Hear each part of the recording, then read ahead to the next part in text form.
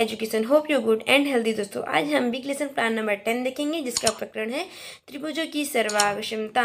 दोस्तों इससे पहले मैंने साइंस और मैथ के 10 माइक्रोशन प्लान और साथ में साइंस के वीक लेसन प्लान भी डिस्कस किए हैं और साथ ही बीएड फाइनल ईयर के क्वेश्चन। चलिए दोस्तों आज की वीडियो स्टार्ट करते हैं। सबसे पहले हम डालते हैं क्लास 7, फिर डेट, फिर प्रशिक्षण विद्यालय का नाम, फिर विषय गणित, फिर उप विषय अरेखा गणित, फिर प्रकरण त्रिभुजों की सर्वाक्षमता, फिर कालांश फर्स्ट, फिर अवधि 36 मिनट, फिर सामान्य उपदेश में पहला से विद्यार्थियों को गणित तत्वों का ज्ञान कराना, दूसरा विद्यार्थियों में गणित के प्रति रुचि, एकाग्रता, आत्मविश्वास को उत्पन्न करना, तीसरा विद्यार्थियों में गणितीय दृष्टिकोण उत्पन्न करना, चौथा विद्यार्थियों में कल्पना शक्ति, तर्क शक्ति उत्पन्न करना, फिर विशिष्ट उपदेश में पहला ज्ञान, जिसमें विद्यार्थी त्रिभुजों की सर्वाक्षमता का प्रत्यय स्मरण कर सकेंगे, दूसरा विद्यार्थी त्रिभुजों की सर्वाक्षमता का प्रत्यय विज्ञान कर सकेंगे, फिर दूसरा अवबोध, जिसमें विद्यार्थी त्रिभुजों की सर्वाक्षमता की व्याख्या कर सकेंगे, फिर दूसरा विद्यार्थी त्रिभुजों की सर्वाक्षमता का उदाहरण दे सकेंगे, तीसरा अनुप्रयोग, जिसमें विद्यार्थी त्रिभुजों की सर्वाक्षमता की परिकल्पना कर सकेंगे, दूसरा विद्यार्थी त्रिभुजों की सर्वाक्षमता का प्रदर्शन कर सकेंगे, चौथा कौशल, जिसमें विद्यार्थी त्रिभुजों की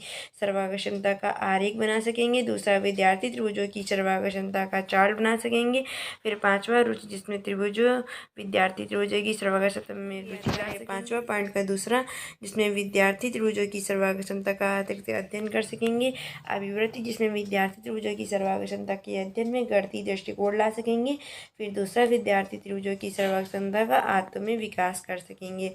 फिर आता है सहायक शिक्षण सामग्री, जिसमें पहला है चार्ट, दूसरा रिपीट श्याम पट व संकेतक, तीसरा अन्य कक्षा उपयोगी सामग्री। दोस्तों आप जो भी श्याम पटकार में जो भी आप लेसन प्लान में अपने डिस्कस करेंगे, जो भी चीज़ यूज़ करेंगे, उसको आप सहायक शिक्षण सामग्री में ही लिख देंगे। फिर आता है पूर्व ज्ञान, जिसमें विद्यार्थी त्रिभुजों की सर्वाक्षमता से संबंधित सामान्य जानकारी रखते हैं। अब इसके आगे आता है प्रस्तावना, जिसमें शिक्षण अधिगम प्रक्रिया में छात्रदत्त प्रक्रियाएं, विद्यार्थी क्रियाएं, विधि प्रविधि, श्याम पटकार, जिसमें पहला है यदि दो बिंदुओं को अपनी अपनी दिशा में बढ़ाया जाए तो उसे क्या कहते हैं, तो इसको रेखा कहते हैं। विधि प्रविधि होगा प्रश्नोत्तर प्रविधि।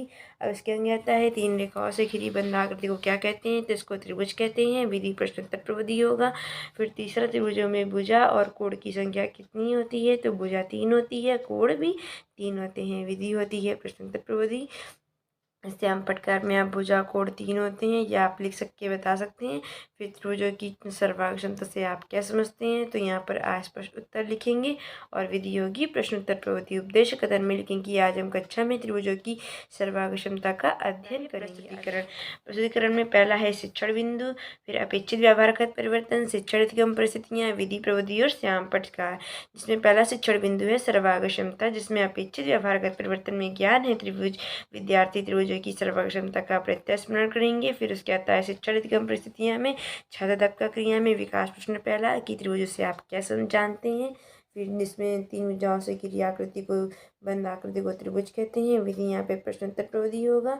और दूसरा क्वेश्चन त्रिभुजों की सर्वाक्षमता से आप क्या समझते हैं, तो यहाँ पे अस्पष्ट उत्तर होगा। और विधि होगी प्रश्नोत्तर प्रविधि। अब यहाँ पे स्पष्टीकरण में जब दो त्रिभुजों की सारी भुजाओं और कोणों की माप समान होती है तो वे त्रिभुज सर्वाक्षमता होते हैं, जिसमें एक त्रिभुज व दूसरे त्रिभुज को अध्यारोपित या मतलब पूरी तरह से ढक लेता है। जिसमें पहला त्रिभुज दूसरे त्रिभुज को पूर्णतया ढक लेता है। जैसे कि एग्जाम्पल आप इसमें ABC और PQR करके इसको दोनों एक दूसरे सर्वाक्षम में, यदि दोनों त्रिभुज बिल्कुल समान है तो इन्हें एक के ऊपर एक रखने पर पूर्णतया ढक लेते हैं। बहुत प्रश्न होगा कि त्रिभुज सर्वाक्षमता के बारे में बताइए, तो जब दो त्रिभुज की सारी भुजाओं के कोणों की माप समान होते हैं तो उन्हें त्रिभुज सर्वाक्षम कहते हैं। इसमें पहला त्रिभुज दूसरे त्रिभुज को क्या करता है, तो इसको पूर्णतया ढक लेता है। तो यहाँ पे दोनों प्रश्नोत्तर प्रविधि होगा। स्पष्टीकरण में विद्यार्थी आपकी बात ध्यानपूर्वक सुनते हुए समझते हैं। यहाँ पर स्पष्टीकरण में उदाहरण प्रविधि होगा।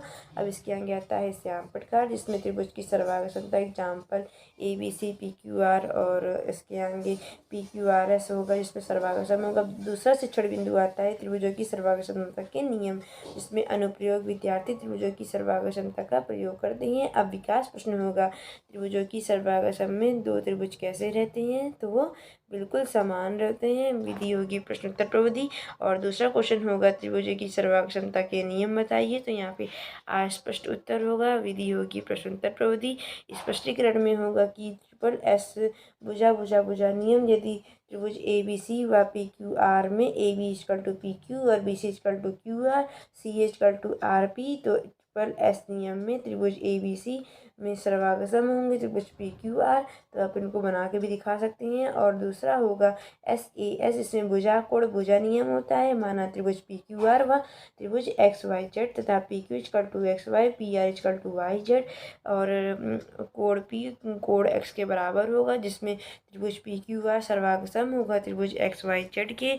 और तीसरा होगा ए एस ए, जिसमें कोण भुजा कोण नियम होगा, जिसमें माना त्रिभुज A B C X Y Z होगा, जिसमें A B equal to X Y, त्रिभुज एक्स और कोण एक्स और कोण ए बराबर होंगे, कोण वाई और कोण बी बराबर होंगे।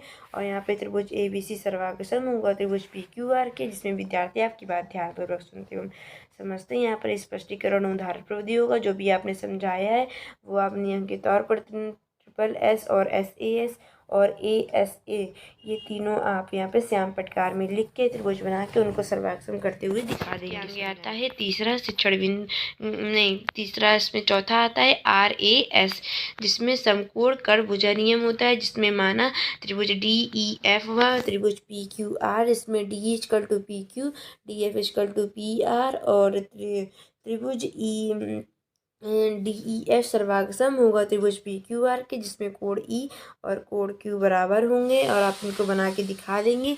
अब आता है बोध प्रश्न, जिसमें त्रिभुज सर्वांग समता के नियम कितने प्रकार के होते हैं? 4 प्रकार के होते हैं। चारों के नाम बताइए। तो triple S, S A S और ए एस ए और आर एच एस होगा। दोनों में प्रश्नोत्तर प्रविधि होगा, और आपने जो भी यहाँ पे समझाया है आर एच एस को, उसको आप त्रिभुज में बना के आप दिखा देंगे। फिर चौथा आता है तीसरा, त्रिभुज के गुण एवं अन्य गुण, इसमें अभिवृत्ति होगा। विद्यार्थी त्रिभुज की सर्वांग समता के अध्ययन में गणितीय दृष्टिकोण ला सकेंगे। अब विकास प्रश्न में होगा आर एच एस नियम क्या है? तो त्रिभुज की भुजा व कोण से संबंधित गुण बताइए, जिसमें त्रिभुज डी ई एफ व त्रिभुज पी क्यू आर में D E equal to P Q और D F equal to P R है। यहाँ पे स्पष्ट उत्तर होगा। दूसरा क्वेश्चन जिसमें आपने पूछा होगा कि त्रिभुज की भुजा व कोण से संबंधित गुण बताइए, तो यहाँ पे स्पष्ट उत्तर होगा। इसके आगे होगा प्रश्नोत्तर प्रविधि।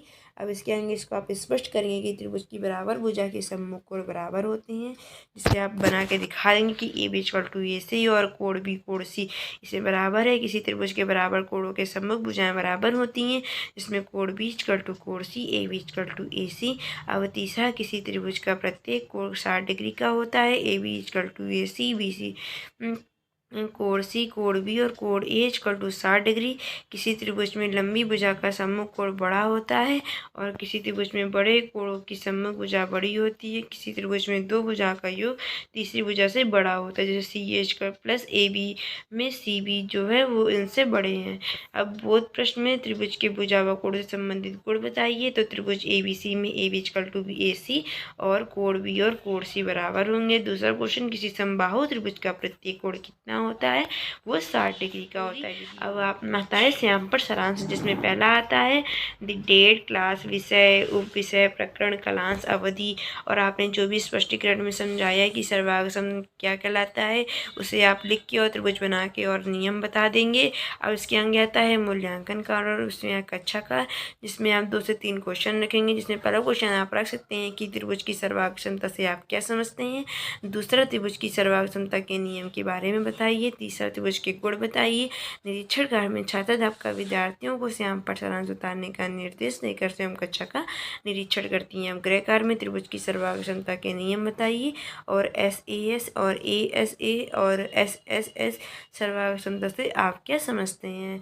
तो इस तरह से आप बच्चों को कक्षा का गृह कार्य के लिए आप ये क्वेश्चन 2 से 3 क्वेश्चन देंगे। तो इस तरह से आज का वीडियो यहीं पे समाप्त होता है। दोस्तों, आपको मेरी वीडियो कैसी लगी प्लीज़ मुझे कमेंट्स में ज़रूर बताइएगा, और दोस्तों के साथ मेरे चैनल को शेयर कर दीजिएगा। मिलते हैं नेक्स्ट वीडियो में नेक्स्ट टॉपिक के